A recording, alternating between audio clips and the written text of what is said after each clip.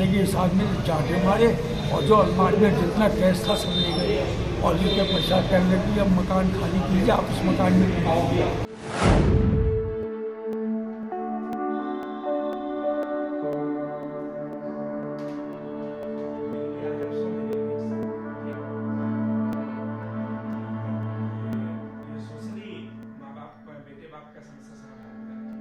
समस्या ये है कि मैं वहाँ अकेला रहता था।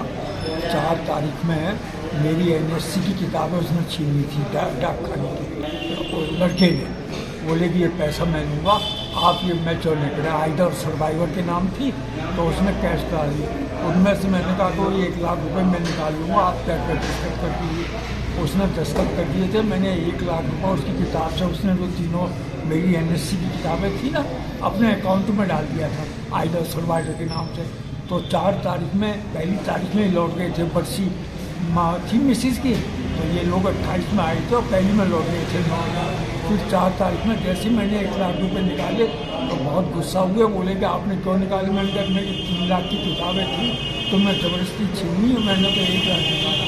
तो आते के साथ में चाटे मारे और जो अलमारी में जितना कैश था सब ले गए और लेके पैसा कहने लगी अब मकान खाली कीजिए, आप उस मकान में घुमाओगे। डीएम साहब ने कहा कि आप लड़के के पास जाके रहिए, हमारे वक्त नहीं। हाँ, तो कहने लगा कि आपको जब सामान से ले जाना हो तो मैं आ जाऊँगा और आपके मतलब डीएम साहब से क्यों इस किस्से को बढ़ा रहे हैं। हाँ, मैंने कहा मैं तो नहीं बढ़ा रहा भाई, तुम चाबी ले गए, मुझको घर से निकाल दिया आपने चाबी। कह रहे हैं कि आप आन के यहाँ एक दिन को आ जाओ, उनको ले जाओ, समझा सुनी पर। हाँ,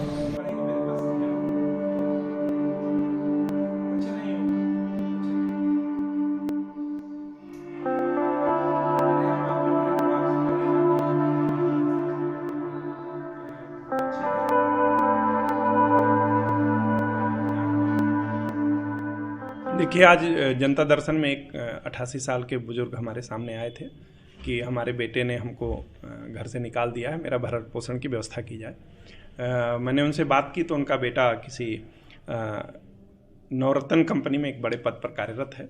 मैंने उनसे नंबर लेकर के उनसे बात की उनके बेटे से, और बात के दौरान यह समझ में आया कि पुत्र और पिता में किसी बात को लेकर के भयंकर कम्युनिकेशन गैप है। दोनों की वार्ता कराई गई है और वो आएंगे, अपने पिताजी को लेकर के जाएंगे। और मैंने उनके पुत्र को भी समझा दिया है कि अगर अपने पिताजी का सम्मान नहीं करोगे तो आपके भी 2 बेटे हैं, भविष्य में वो आपका भी सम्मान नहीं करेंगे।